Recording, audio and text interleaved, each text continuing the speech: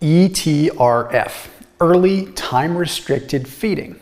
In a world where everyone is trying to compete for what dietary strategy is the best, we see a lot of people in the general weight loss community raining on the intermittent fasting parade, saying, oh, it's just as good as caloric restriction, it's no better.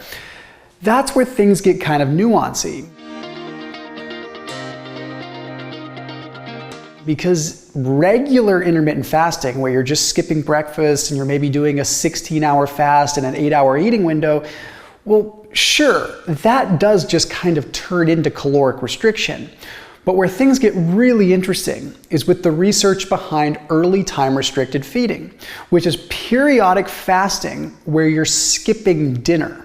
What this is doing is it's allowing for circadian rhythms to realign, and there's some pretty powerful evidence demonstrating that caloric deficits during these afternoon-evening periods actually do remodel our circadian clock genes like BMAL1, PER1, and these have direct influences on our metabolism, especially our glucose metabolism, especially when we're trying to manage things like insulin resistance and things like that. So for people that are conscious of type 2 diabetes, pre-diabetes, this is a very interesting way to look at eating, and it's starting to get backed up by some pretty clear data as even being more powerful than traditional intermittent fasting. So let's go through a basic schedule. Okay, I'm going to walk you through exactly the time frames, and you can massage this a little bit as needed. Okay, so what you'd want to do is your fast essentially is beginning at, say, 2 p.m. the day prior. Okay, so let's pretend it's 2 p.m. Okay, what you'd want, and you can again massage this a little bit. 2 p.m. you're going to have a high fiber meal. Okay, so this means not high vegetable content, but high fiber. I want things like soluble fiber, like chia, flax, maybe have some lower carb bread that has like psyllium in it. We want things like sacha inchi seeds. We want even good seeds that just have high amounts of fiber. Okay, so flax and chia are great with that. Vegetables, of course, are great too. The ideal vegetables would be things like artichoke, things like asparagus that are high in inulin. Okay, very good. Now what this is going to do is it's not only going to keep you satiated, but it's going to provide food for your gut microbiome while you are starting the fast. You also want to have higher amounts of monounsaturated fats during this meal. That means avocados, avocado oil, and olive oil, macadamia nuts, and the reason is monounsaturated fats do not seem to impact, in fact, they positively influence insulin sensitivity much more than, say, a saturated fat would. Saturated fats can actually immediately, like upon immediate ingestion, actually impede insulin sensitivity. They can make you more insulin resistant. Now, that doesn't mean saturated fats are bad. I'm just saying, at the beginning of this fast, we want to influence insulin sensitivity as much as we possibly can. Moderate amounts of protein.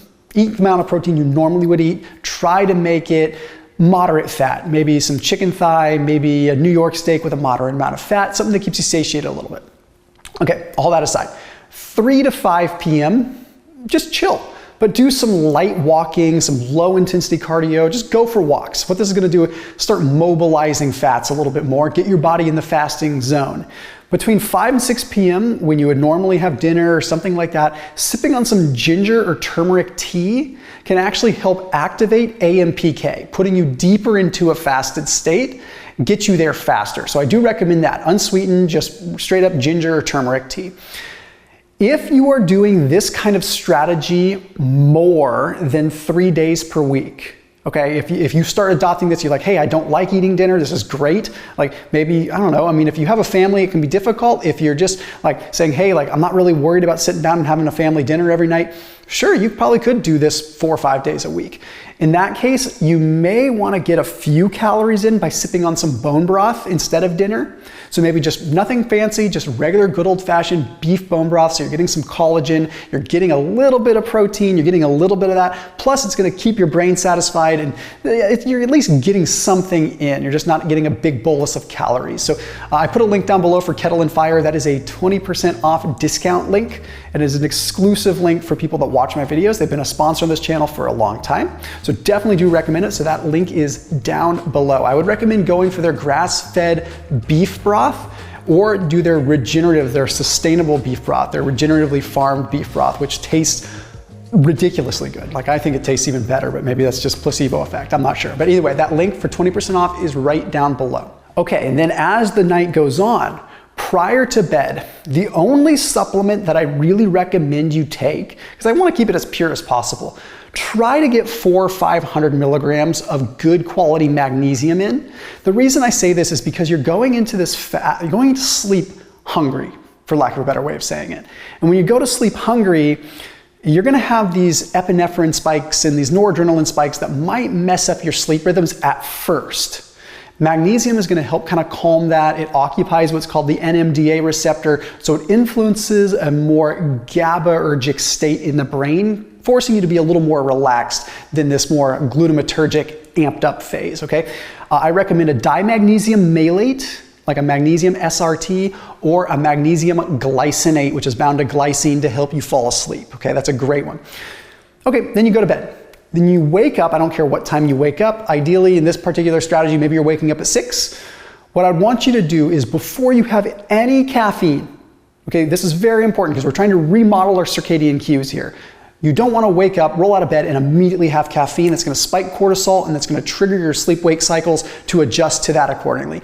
Wake up naturally, get out of bed, have some apple cider vinegar, like 2 tablespoons, and maybe the juice of a half a lemon in some lukewarm water, and pound that sucker. Okay, have that, enjoy that. What that's going to do is the polyphenols within the lemon are actually going to help out metabolism in the first place. Okay, there's also some interesting evidence of polyphenols influencing glucose metabolism, but then the apple cider vinegar can help influence glucose as well, and it's going to kind of prepare you for later in the day when you do eat.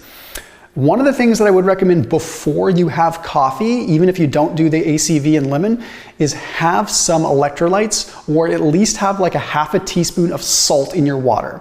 This is going to help you out a little bit in terms of just rehydrating, because you might be dehydrated when you wake up, and you want to do that before you have coffee.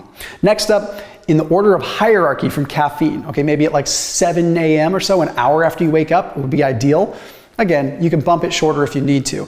I would go for matcha green tea first.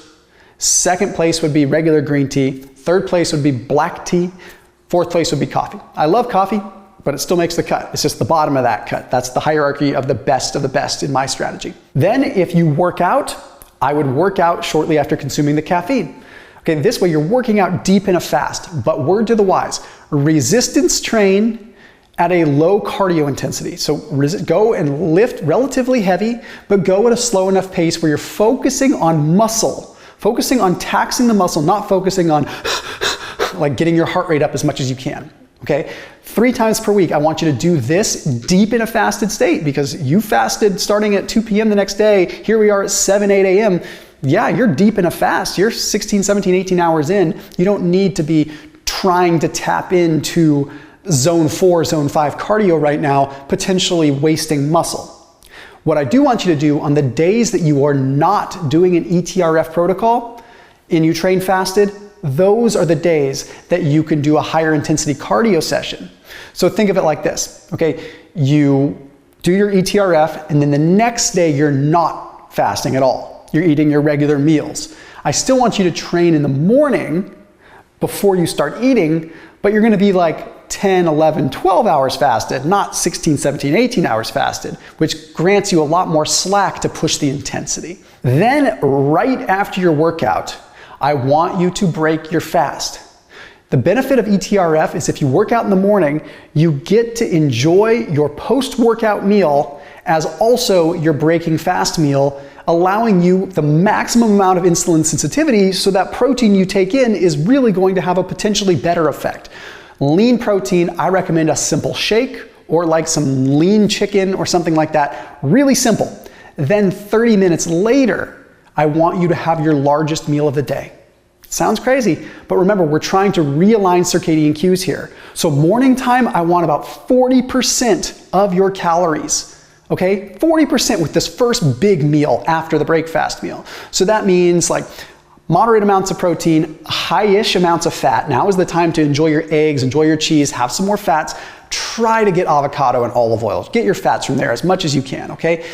A little bit of carbs if you need it, but ideally this meal should be protein and fat to kind of continue the benefits of the fast.